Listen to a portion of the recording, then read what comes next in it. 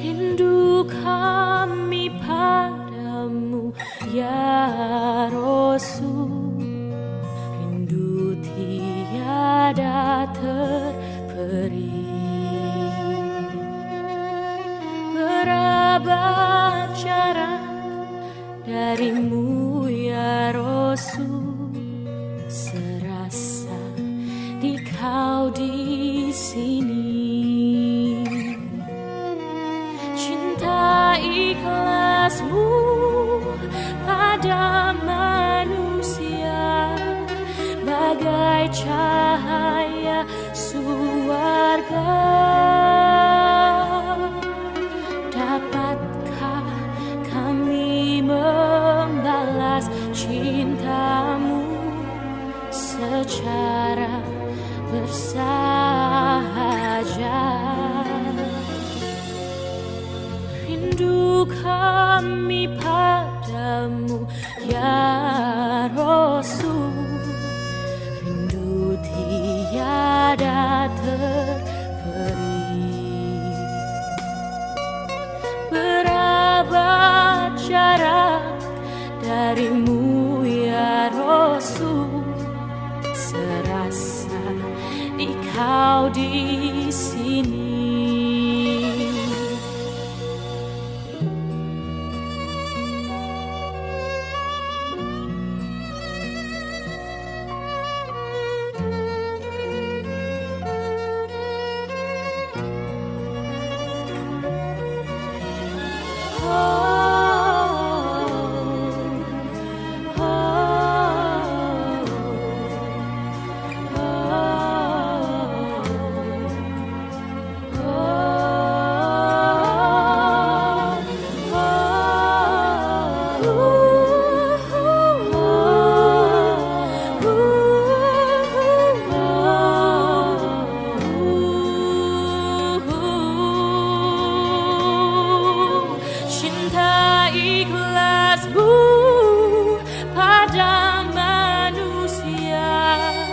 Bagai cahaya surga, dapatkah kami membalas cintamu secara bersahaja? Rindu kami padamu ya Rasul, rindu tiada terperi. Berapa jarak darimu ya Rasul, serasa di kau di sini, serasa di kau di sini.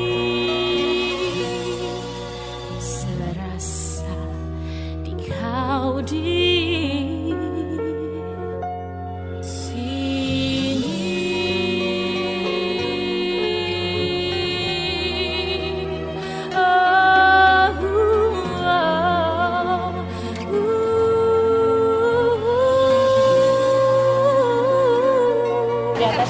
Asyhadu an la ilaha illallah wahdahu la syarika lah wa asyhadu anna Muhammadan abduhu wa rasuluh alladzi la nabiyya ba'dah, amma ba'du.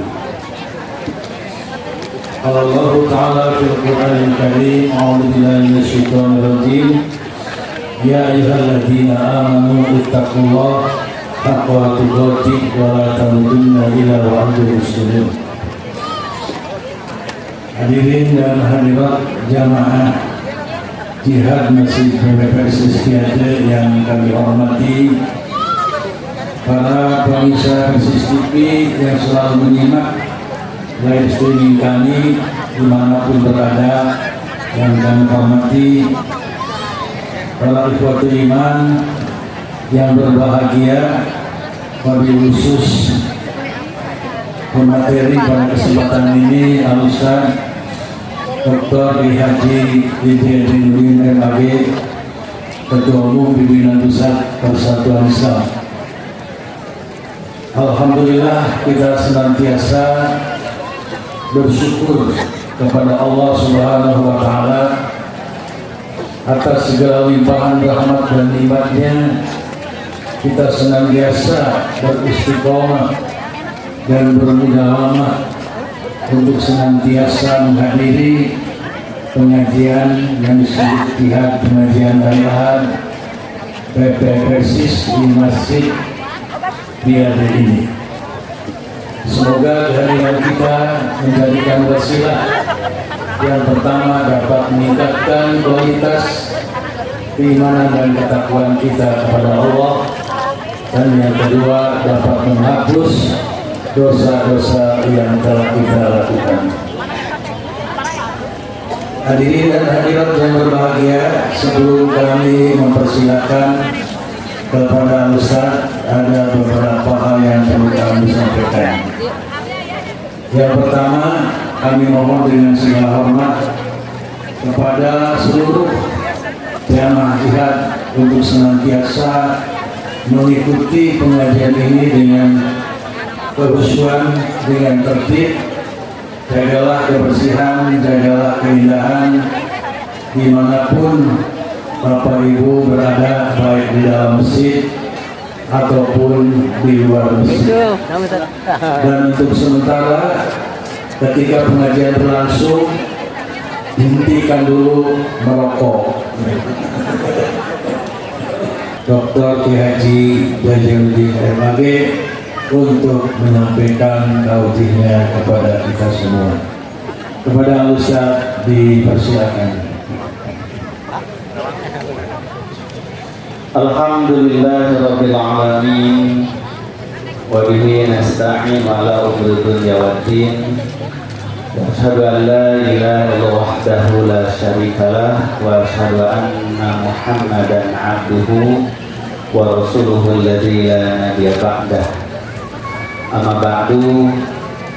Puji syukur alhamdulillah kita sama-sama sanjungkan kehadiran Allah Subhanahu wa Ta'ala di pagi hari yang sejuk ini. Semalaman kita diguyur hujan, kita dapat kembali bersilaturahim sekaligus bersilaturfikri di majelis ilmu ini. Semoga menjadi tambahan kemantapan iman kita semua dengan tambahnya pemahaman kita terhadap tuntunan ajaran Islam. Ibu bapak para jamaah kajian Ahad yang dirahmati dimuliakan Allah Subhanahu wa Ta'ala, insya Allah pengajian kita pagi ini bagian akhir dari Ibrah dan Mau'idah surah Maryam. Jadi pertemuan kelima pembahasan surah Maryam ini langsung melompat ke bagian akhir supaya cepat tamat.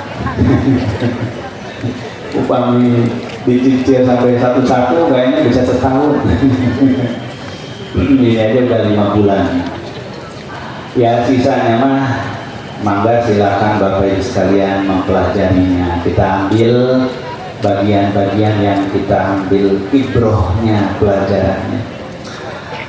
Kita mengambil ibrah pelajaran dari surah Maryam ayat ke-96 sampai 98.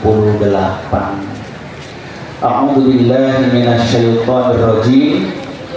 Innal ladzina amanu wa 'amilus solihati sayaj'alu lahumur rahmanu wudda. Fa inna yassarnahu bilisanika litubashshira bihil muttaqin wa tunzira bihi qauman ludda. Wa kam ahlakna qablahum min qarnin hal tuhissu minhum min ahadin aw tasma'u lahum rikza. Yang artinya firman Allah Tabaraka wa Ta'ala, innal ladzina amanu, sesungguhnya orang-orang yang beriman, yang percaya sebenar-benarnya, seyakin-yakinnya kepada Allah dan Rasul. Wa amilus shalihat, dan berbuat kebajikan, kesalehan. Saya ja'al, niscaya akan dijadikan lahum bagi mereka ar-Rahman, oleh Allah yang maha pengasih penyayang, Wudda, kasih sayang, cinta dan kasih sayang, Wudda. Fa inna yassarnahu, sesungguhnya telah kami mudahkan hu, Al-Quran itu, bilisanika, dengan lisanmu Muhammad, dengan lidahmu wahai Muhammad, litubashshira bihi, agar engkau memberi kabar gembira dengan Quran itu, al-muttaqin, orang-orang yang bertakwa, wa tunzira, dan engkau peringatkan bihi, dengan Quran itu, qauman, suatu kaum, ludda, yang membangkang. Watam ahlakna, dan betapa banyak kami telah hancurkan, telah binasakan, qoblahum, sebelum mereka, yaitu sebelum penduduk Quraisy, min qarnin, dari umat-umat atau generasi-generasi sebelum mereka. Hal tahtuhissu minhum min ahadin, adakah kamu melihat seorang dari mereka, au tasma'u lahum rizza, atau mendengar sisa-sisa suara mereka yang masih ada. Ini terjemah secara harfiah Bapak Ibu sekalian dari ayat yang kita sedang ambil pelajaran ini. Nah, yang pertama, kandungan dari ayat yang mulia ini, firman Allah, innal ladzina amanu wa 'amilus sholihati sayaj'alu lahumur rahmanu wudda. Sesungguhnya orang-orang yang beriman dan beramal saleh, Allah akan jadikan bagi mereka ini itu rasa cinta, rasa kasih sayang. Jadi di antara buah keimanan dan buah amal saleh bagi seseorang adalah Allah jadikan rasa cinta, rasa kasih sayang. Nah, rasa cinta kasih sayang itu nikmat, karena dengan cinta kasih sayang orang jadi bersaudara, tolong menolong, muncul rasa damai. Jadi semua kedamaian, kebahagiaan itu muncul dari rasa cinta, rasa mahabbah, rasa kasih sayang.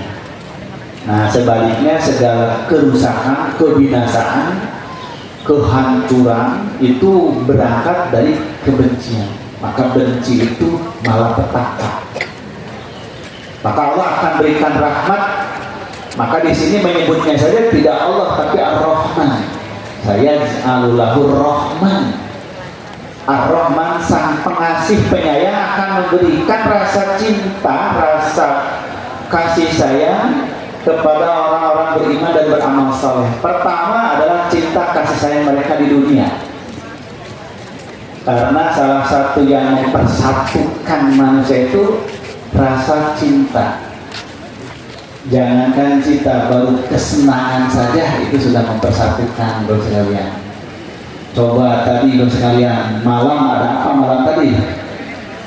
Persib itu apa? Final, bukan final, tanding ya. Kalah apa menang Persib?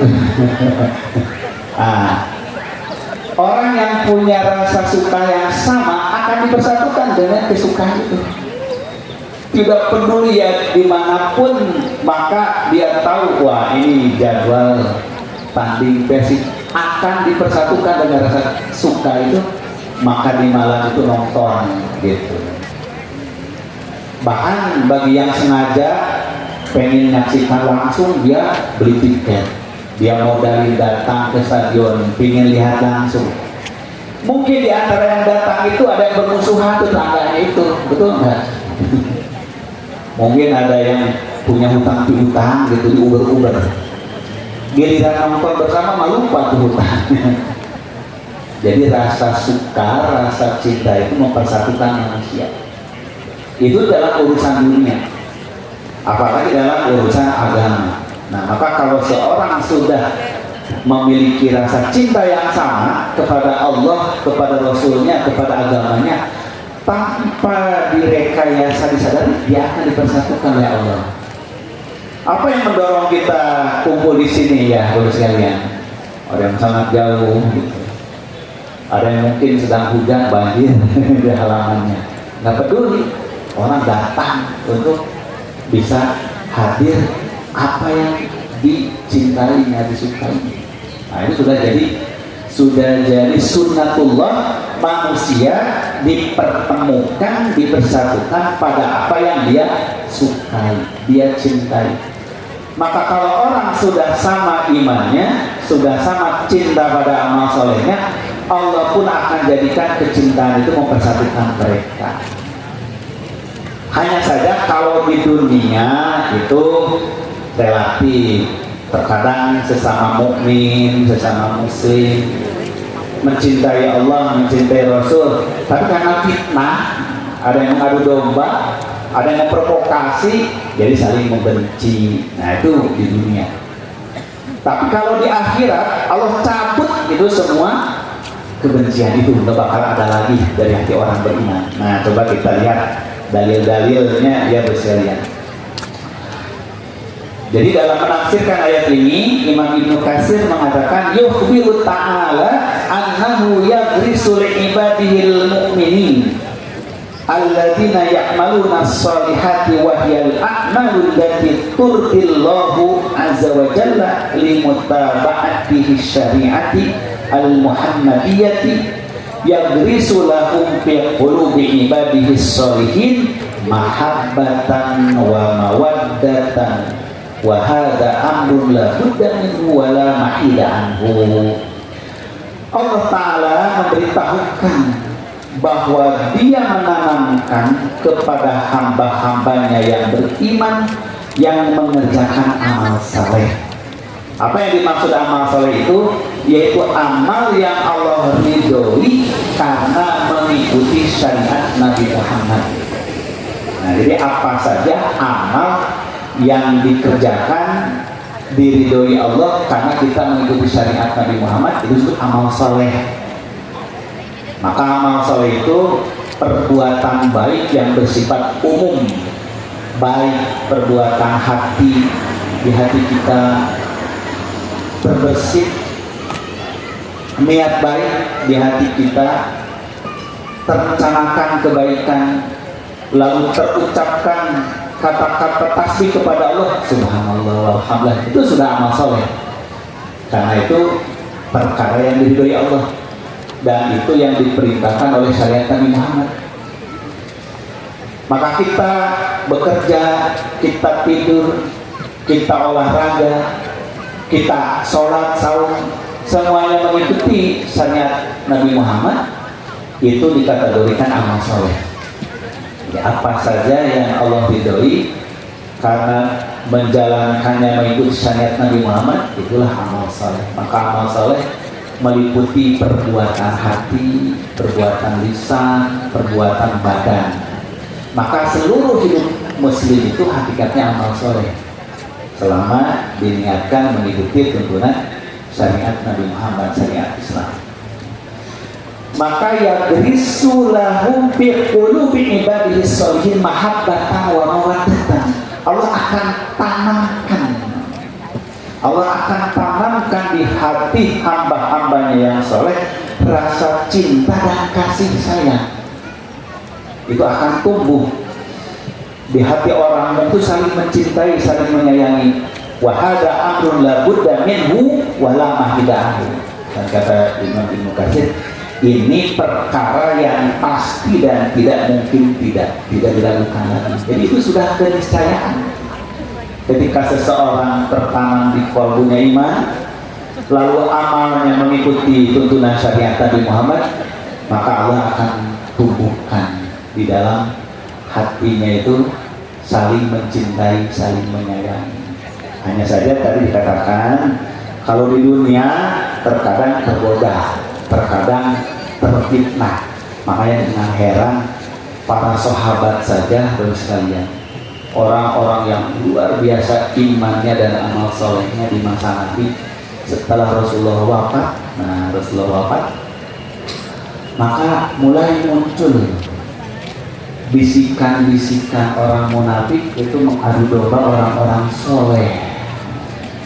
Dengan apa diadu dombanya? Salah satunya dengan isu-isu politik gitu.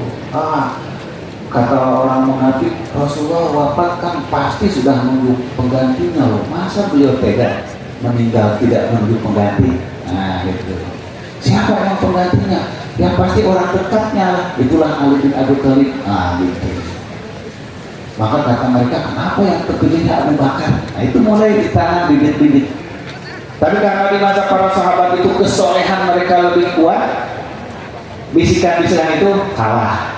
Akhirnya mereka bersatu. Tapi semakin lama, makin jauh dari masa Rasul, makin muncul orang-orang baru dalam Islam.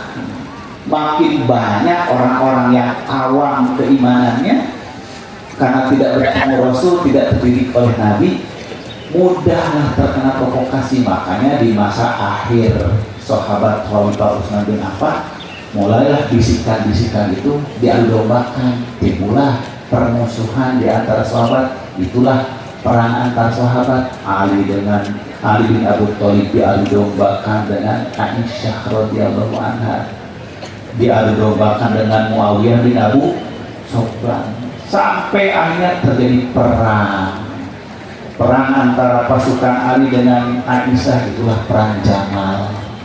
Perang antara pasukan Ali bin Abi Thalib dengan Muawiyah, itulah perang Siffin.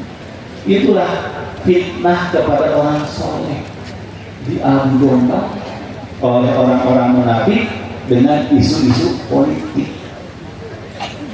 Makanya kata Imam Ibnu Hazm, salah satu penyebab perpecahan yang paling awal dalam agama Islam ini karena provokasi politik oleh orang-orang munafik, adu domba. Dan itu terbukti di sepanjang sejarah ya. Di sepanjang sejarah itu pasti karena provokasi politik. Nah ini pelajaran bagi kita semua. Orang mukmin yang soleh pun bisa diadu domba.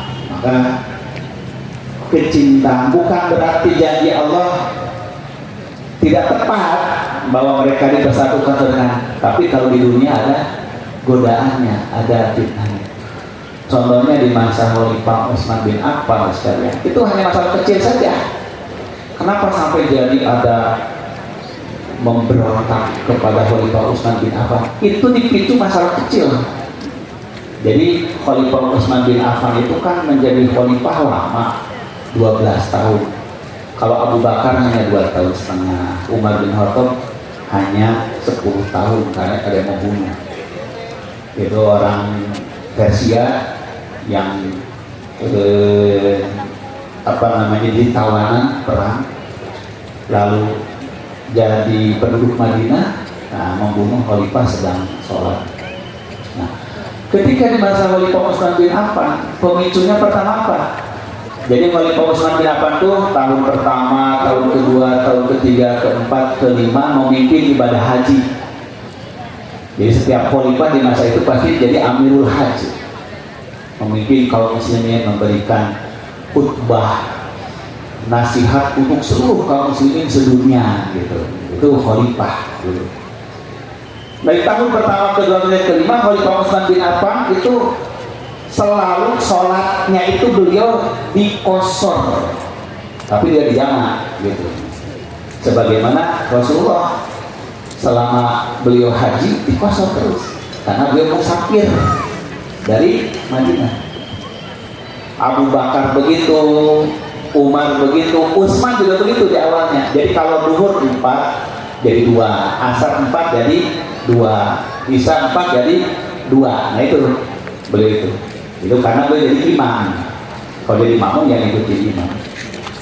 Tapi di tahun ke-6 tiba-tiba beliau merubah sholatnya dari biasa 2 jadi 4, duhur 4, asar 4, isya 4 gitu. Nah, ketika pelaksanaan haji lagi di Mina, di Mina biasanya tanggal berapa? Tanggal 8 malam 9, terus 10, 11, 12, 13. Itu kan mabit di Mina. Khalifah Umar tiba-tiba sholatnya 4-4, bukan 2-2. Rasul biasanya subuh 2, duhur 2, asar 2, maghrib 3. Maghrib nggak bisa dibagi 2. 1,5 gimana sholatnya? Dapat 3. Karena itu witir wajib. Nah, Isya 2. Maka orang-orang munafik ini memanfaatkan kesempatan ini. Nah, ini Khalifah sudah merubah sunnah Rasul gitu. Maka mereka datang kepada Abdurrahman bin Auf, tokoh sahabat senior dan orang kaya. Kemudian ke Mu'ad bin Jabal, ke Sa'ad bin Abi Waqqas, kepada Abdullah bin Mas'ud. Kata mereka, wahai tuan-tuan mulia sahabat senior Rasul, bukankah tuan-tuan yang dulu mengangkat Khalifah Utsman, sekarang Khalifah itu sudah melanggar sunnah Rasul. Apa melanggarnya kata mereka? Ini sholatnya sudah tidak sama dengan Rasul. Rasul mah dikosor ini 4-4. Maka beliau telah melanggar sunnah Rasul. Maka kata Abdurrahman bin Auf, ya biar kami menemui Khalifah, apa alasannya? Nah, maka delegasi sahabat ini menemui Khalifah Utsman. Lalu kata mereka, wahai Amirul Mukminin, bukankah Rasulullah, Abu Bakar, Umar, dan engkau juga 5 tahun pertama sholat selalu kosor kalau sedang safar? Kenapa sekarang engkau yang memimpin jadi jadi sempurna? Kata Khalifah, Utsman bin Affan, dengarkanlah wahai saudara-saudaraku, aku ini tahun ini ibadah haji dan sekarang menikah dengan orang Makkah. Jadi cirinya yang safar jadi tampil nikah. Saya nikah ke orang sini, jadi saya jadi orang mukim. Gak ada Khalifah Utsman sini. Kalau saya mungkin jadi 4-4. Kata Abdullah bin Mas'ud, wahai Amirul Mukminin, bukankah waktu itu Rasul juga nikah waktu haji? Rasul juga nikah waktu haji itu dengan Siti Maimunah, kan Rasul nikah. Saja wajah Rasulullah Maimunata gitu kan. Rasul menikah dengan Maimunah waktu haji juga. Tapi tetap beliau kosor gitu. Hanya kata Khalifah, ya ini ijtihad saya. Kalau kalian tidak mau ikut ijtihad saya silakan. Kalau saya berkeyakinan sudah diproduksi ini saya 4. Rasul itu kesini 2 karena musafir. Ya udah kalau begitu, akhirnya sudah ada selesai. Begitu datang waktu sholat zuhur, di kumadangan ada qomat, Khalifah jadi imam. Lalu para sahabat semuanya jadi makmum. Semuanya ngikutin Khalifah 4-4. Lalu orang-orang munafik menyebarkan isu, para sahabat Nabi itu tidak konsisten. Para sahabat Nabi itu ternyata tidak istiqomah. Kalau memang itu menyalahi sunnah Rasul, kenapa mereka mau ngikutin tetap Khalifah? Harusnya Khalifah yang salah itu dipecat. Nah, gitu kata mereka. Maka mereka datanglah kepada Abdurrahman bin Auf, kepada Abdullah bin Mas'ud, wahai tuan-tuan, kan tuan-tuan mengetahui sunnah Rasulnya 2. Kenapa Amirul Mukminin 4? Tapi tuan-tuan tetap saja mengikuti Amirul Mukminin. Berarti tuan-tuan juga membiarkan kemaksiatan. Seolah-olah itu maksiat. Maka kata Abdullah bin Mas'ud, innal khilafah syarrun. Tahu nggak kamu, berselisih itu buruk. Inilah cikal bakal Khalifah Utsman difitnah.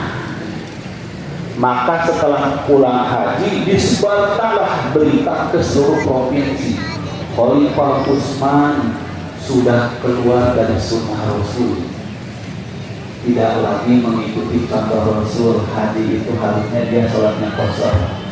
Lalu dibantah oleh para ulama, itu masalah ikhtilaf, bukan hanya sunnah Rasul. Kalau dia berkeyakinan sudah mungkin ya nggak apa-apa.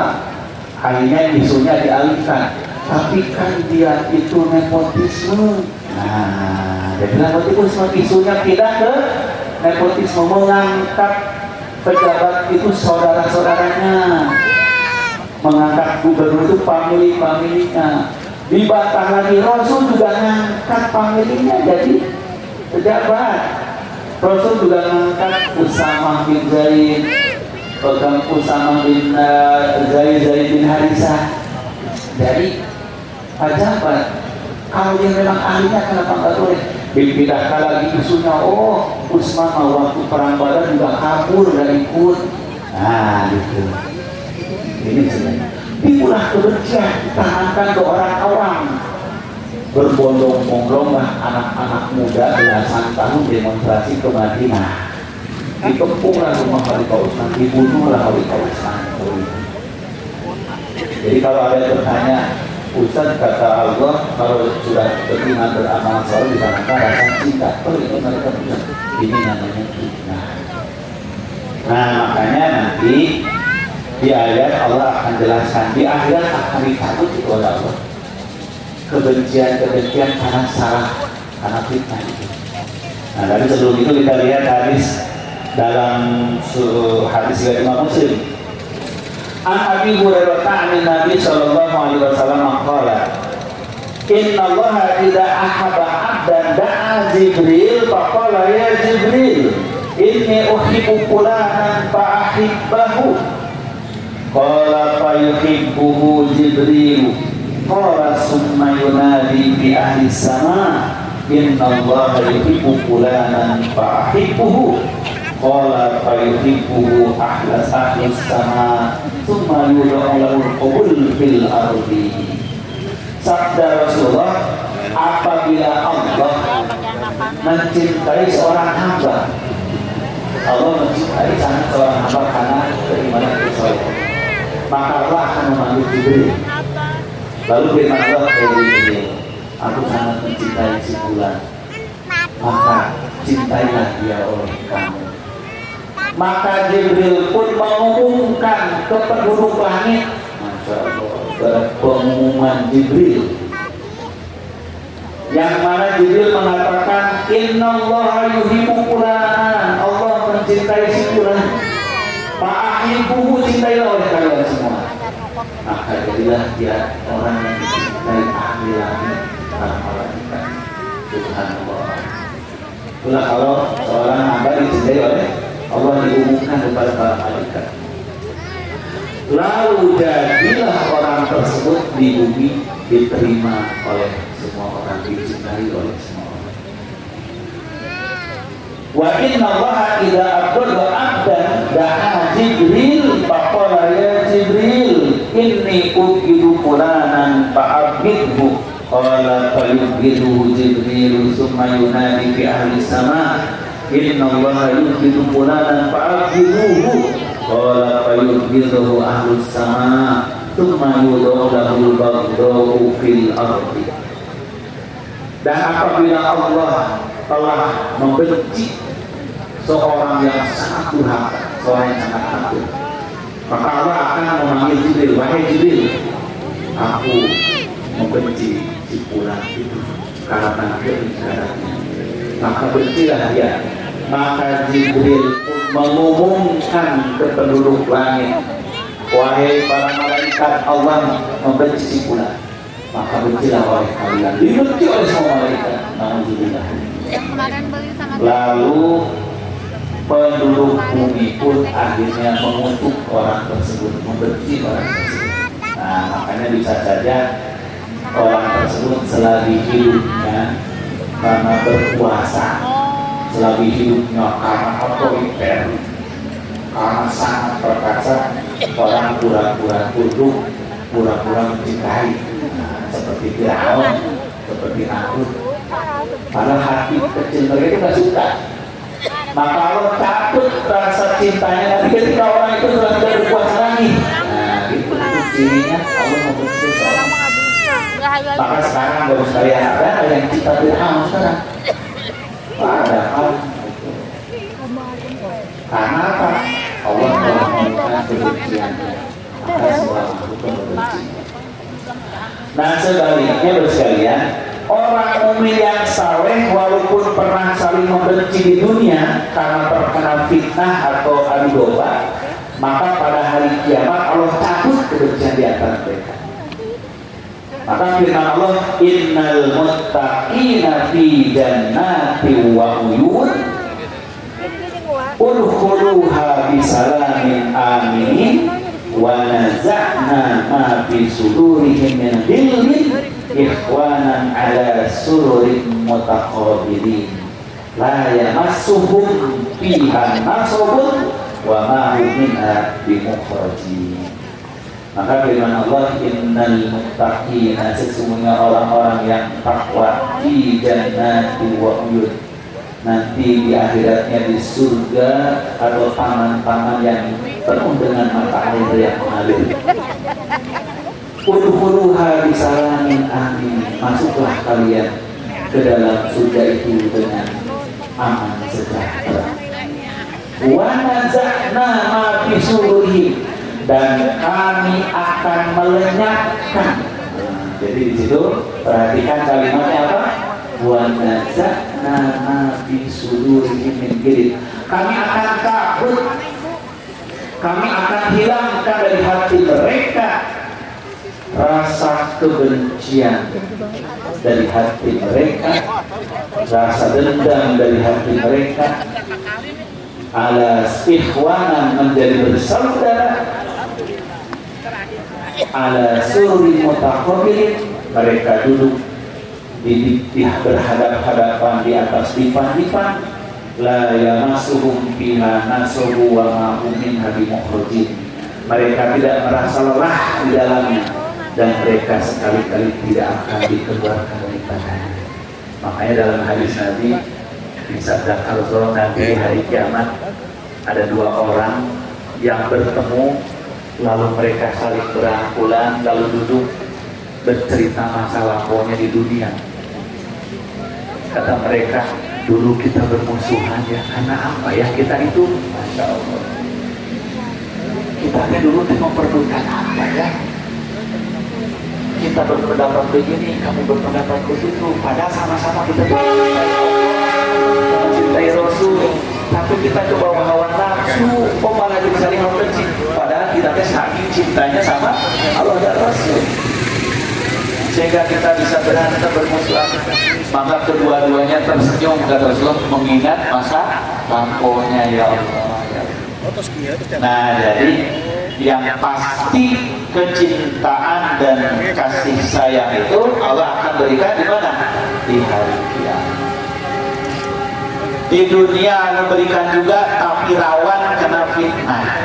Maka Bapak Ibu, kalau mendengar, melihat ada orang mukmin yang saleh-saleh kok bermusuhan, nah, itu pasti kena fitnah. Itu kena cobaan, bisikan yang salah dari orang lain. Maka Allah akan mencabut kebencian dari mereka. Maka ketika selesai perang dahsyat antara Ali dengan pasukan Siti Aisyah, korban di pihak puluhan ribu orang, itu pun berhenti karena unta yang ditunggangi oleh Siti Aisyah itu dihujani panah lalu roboh. Maka Ali berinstruksi, siapa yang menemukan ibu kita, jangan ada yang melukainya. Dia adalah istri Rasul di dunia dan di akhirat, tapi kita terkena fitnah, kata Ali. Maka Aisyah dikepung, dijaga, ditangkaplah oleh tentara wanita, pasukan wanita Ali. Ditangkap, diamankan, dipulangkan ke Madinah. Sepanjang jalan Siti Aisyah menangis. Kenapa ini bisa terjadi? Ya Roh, kenapa ini bisa terjadi? Kenapa kami sampai terkena fitnah? Nah, sehingga beliau marah mengatakan, semoga kita termasuk yang difirmankan Allah, wa naza'na ma fi sudurihim min ghillin ikhwanan ala sururin mutaqabilin. Allah akan cabut rasa kebencian, rasa permusuhan di hati kita. Nanti di akhirat kita bersaudara, berhadap-hadapan di dipan-dipan yang indah. sebagai saudara yang tidak kerja. Nah ini Bapak sekalian. Maka melihat perselisihan saudara kaum muslimin itu, orang soleh terbawa fitnah oleh orang-orang munafik.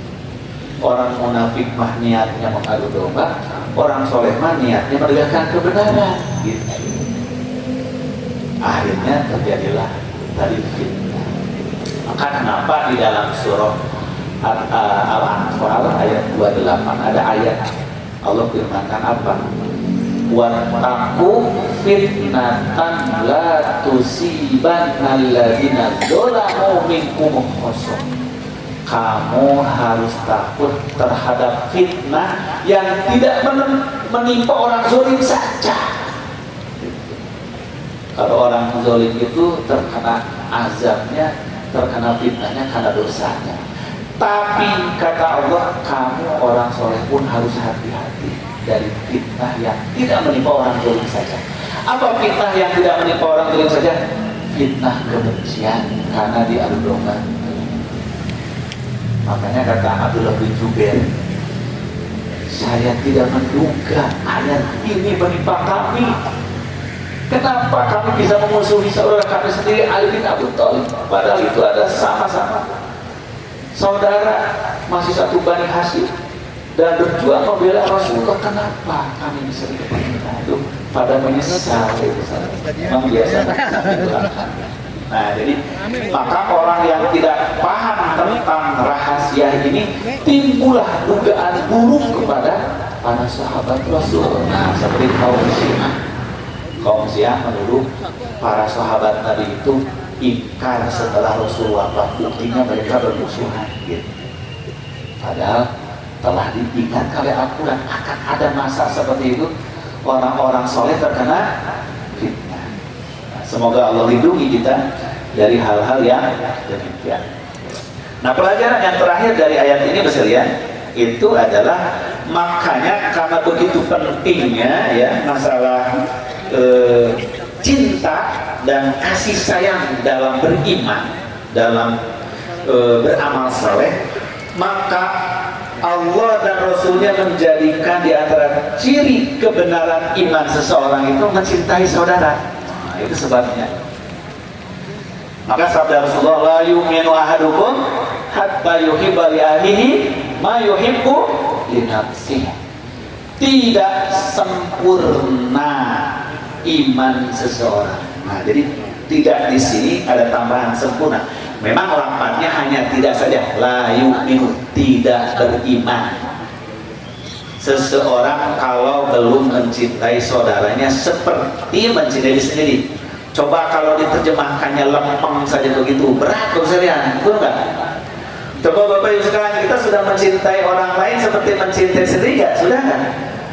Ya nggak bisa tuh, masa menyamakan mencintai tetangga dengan mencintai diri sendiri?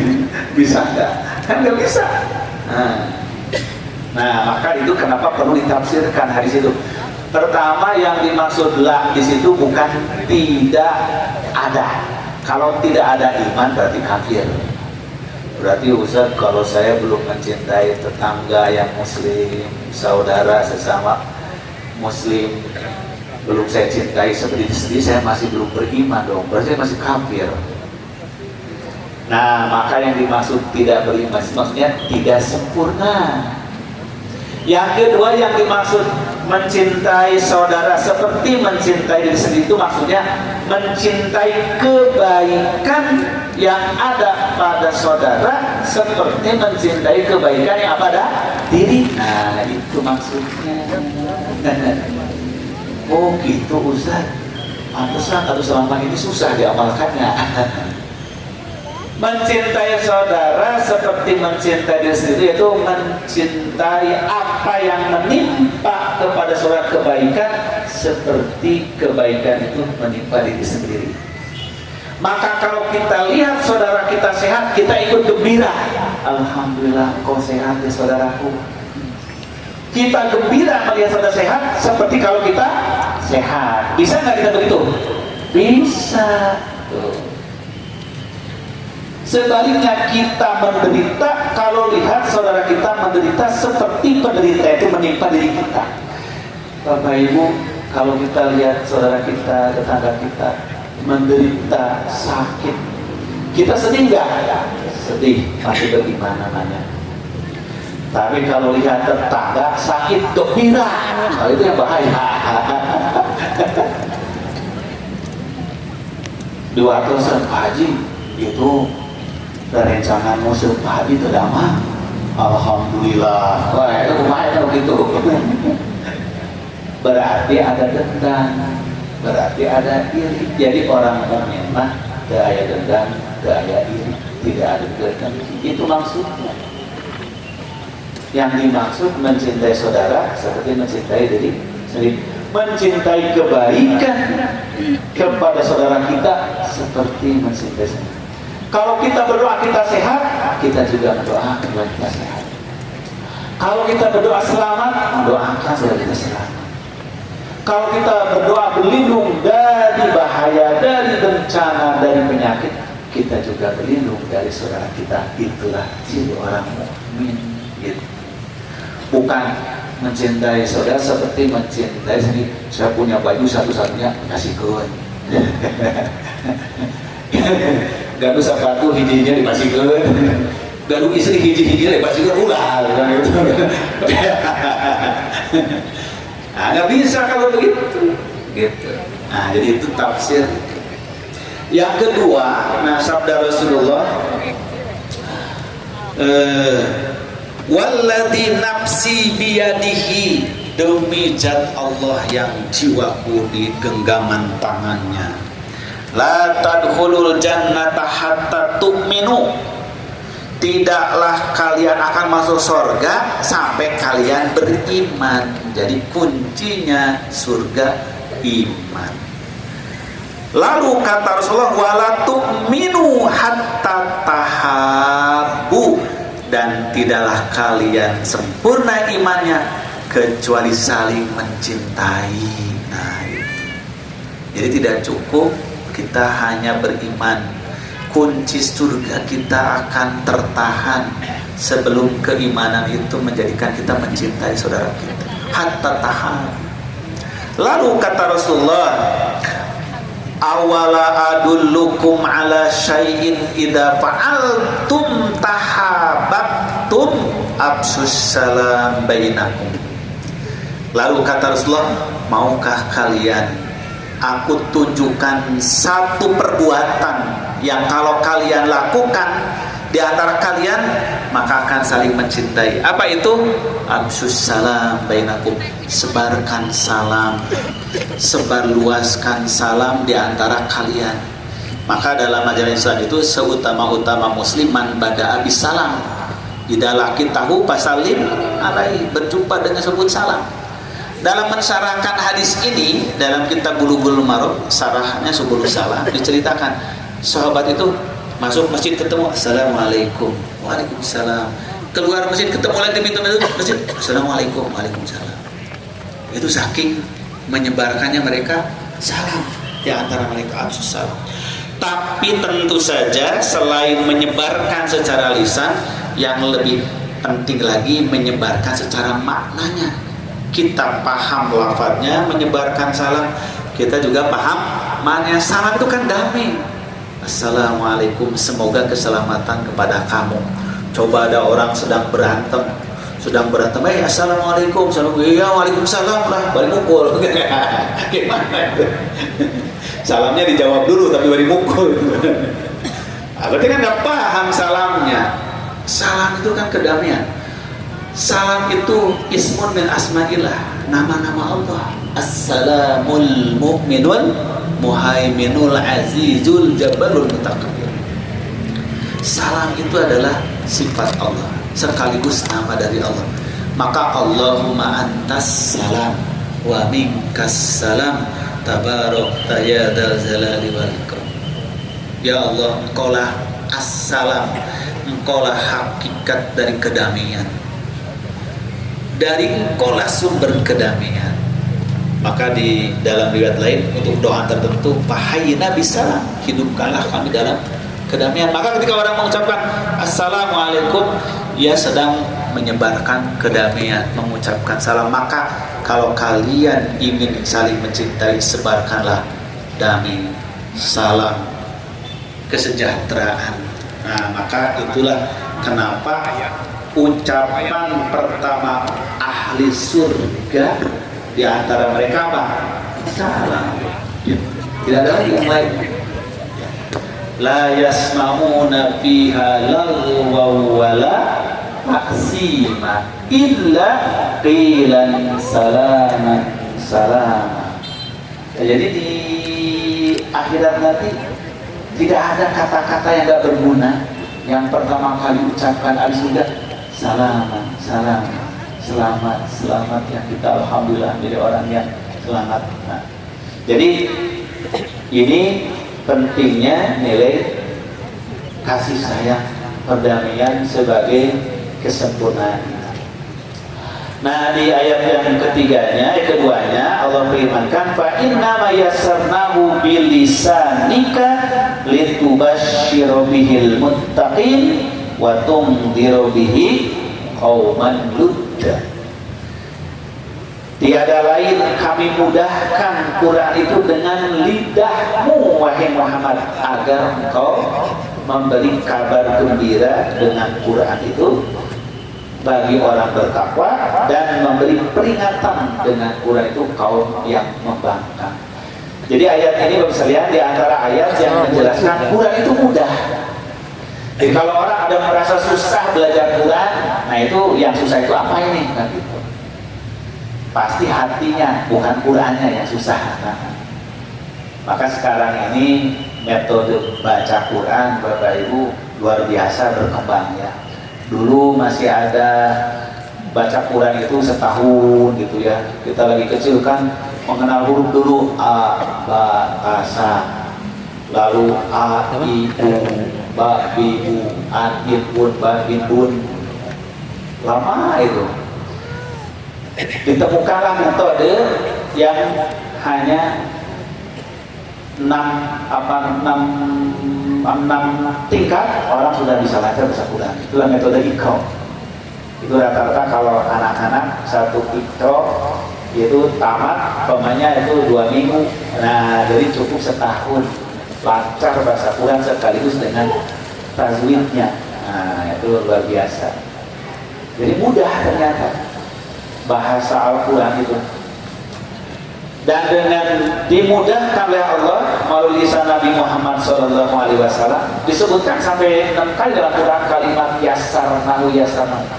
Dalam surah Al-Qamar itu sampai 4 kali disebutkan walaqad yassarnal Qur'ana lidzikri fahal min muddakir. Walaqad yassarnal Qur'ana lidzikri fahal min muddakir. Walaqad yassarnal Qur'ana lidzikri. Fahal yang muddakir itu di dalam satu surah 4 kali disebutkan Al-Qamar. Kami telah mudahkan Quran. Adakah di antara kalian yang ingin mengambil pelajaran? Kami telah mudahkan Quran. Nah, jadi tidak ada Quran itu susah, tidak ada Quran itu sulit. Karena Quran ini adalah bagian dari fitrah manusia yang Allah telah ciptakan kita dalam fitrah tersebut. Maka Bapak Ibu sekalian, kesempatan yang masih kita miliki untuk terus banyak belajar Al-Quran. Maka kita sebarkan metode-metode Al-Quran, belajar pun lebih mudah bacanya. Sekarang mah tidak perlu mengeja dulu, lalu menarabas, lalu belajar tahsin. Sekarang mah satu paket belajar Quran itu langsung dengan makhrajnya, langsung dengan tajwidnya. Jadi langsung selesai belajar Quran itu tahsin. Kalau dulu kan mengenal huruf dulu, mengeja, narabas gitu kan. Baru ini apa namanya tilawah, baru belajar tahsinnya, tajwidnya. Nah, itu kan bertahap-tahap. Sekarang ini putra-putri kita lebih mudah. Nah, ini bukti janji Allah, kami mudahkan. Dan pembacaan Quran ini Masya Allah di berbagai belahan dunia. Saya kemarin Bapak sekalian baru ikut konferensi internasional di Istanbul, Turki. Itu yang sengaja konferensinya itu negara-negara Balkan. Eropa Tenggara. Itu yang dulu di bawah cengkraman Yugoslavia komunis, hampir berapa puluh tahun, mungkin 80 tahunan itu dijajah. Sampai mereka itu sudah tidak mengenal sholat, sudah tidak mengenal Quran segala macam. Tapi dengan izin Allah ya, begitu runtuh komunisme, lalu terjadi kerusuhan besar tahun 92, mungkin masih ingat ya sekalian, 92 sampai 94 itu perang Balkan, di mana Muslim di Bosnia Herzegovina dibantai. Tapi itulah selalu ada hikmah di balik penderitaan. Lebih daripada 1 juta ya Muslim dibantai oleh tentara salib Kroasia, kemudian Serbia, sampai komandan perangnya itu si Slobodan Milosevic. Saya masih ingat, saya sampai sekarang baru 92, karena saking jahatnya ini si Slobodan Milosevic ini, sehingga dihukum oleh pengadilan kejahatan perang internasional, tangkap setelah puluhan tahun kamu dihukum mati. Itu setelah selesai perang itu digali puluhan emas, banyak dari gadis muslim itu stres karena hamil diperkosa tentara-tentara Serbia. Akhirnya mereka mempunyai anak tapi nggak mau mengaku anak itu karena hasil perkosaan. Itu luar biasa penderitaan. Nah sekarang mereka sedang bangkit, mereka pergi lagi, belajar dari masa lampau bahwa kalau kita melupakan Allah, Allah melupakan kita. Kalau kita lalai dari Al-Quran, Al-Quran lalaikan kita. Sekarang mereka sedang bangkit, sedang cinta pada Al-Quran, cinta pada agama. Nah, itu sehingga ada khusus konferensi, forumnya konferensi Dualil Balkan, jadi negara-negara Balkan, dari mulai Serbia, kemudian Bosnia, Albania, Kroasia, bahkan negara-negara yang minoritas Muslim sekelilingnya juga jadi ketua Muslim, Hungaria, Bulgaria, itu ada mufti-mufti di sana, fasih-fasih bahasa Arabnya ya, masya Allah. Nah jadi peringatan dari Allah Subhanahu Wa Taala, lidah apapun ternyata Quran itu gampang. Lidah Eropa, lidah Cina, lidah Rusia, lidah Amerika, ketika sudah baca Quran sama itu makhrajnya nggak bisa beda, tajwidnya sama. Ini keajaiban Al-Quranul Karim. Maka Allah mudahkan lisan Nabi Muhammad disebarkan ke seluruh dunia. Nah maka apalagi kita bangsa yang mayoritas Muslim, walaupun kita masih sangat perlu perhatian sekalian, karena di Indonesia ini masih cukup kecil juga ini kesadaran. Jadi masih lebih daripada 63% yang belum lancar baca Al-Quran itu di Indonesia. Nah oleh karena itu mudah-mudahan kita gencarkan sekarang di mana-mana rumah tahsin tahdis Quran dalam rangka kita mensosialisasikan kemudahan Al-Quran untuk kita pelajari. Insya Allah dengan cahaya Al-Quran hidup kita jadi terang, jadi damai, bahagia, membawa keberkahan di dunia dan di akhirat. Amin ya rabbal alamin. Demikianlah Bapak Ibu sekalian yang dirahmati oleh Allah Subhanahu Wa Taala, pelajaran pada pagi hari ini. Semoga menjadi tambahan ilmu bagi kita semuanya. Rindu kami padamu ya Rasul, rindu tiada terperi. Berabad jarak darimu ya Rasul, serasa di kau di sini. Cinta ikhlasmu pada manusia bagai cahaya surga. Dapatkah kami membalas cintamu secara bersahaja.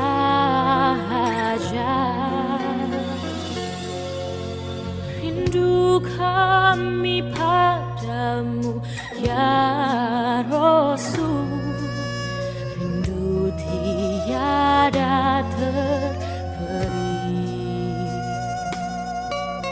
Berabad jarak darimu ya Rasul, serasa Engkau di sini.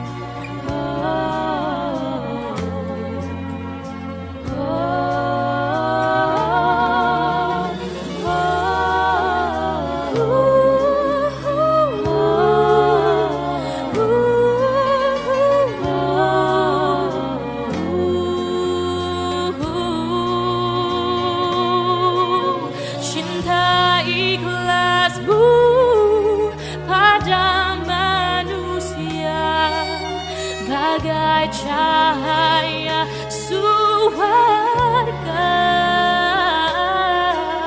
Dapatkah kami membalas cintamu secara bersahaja?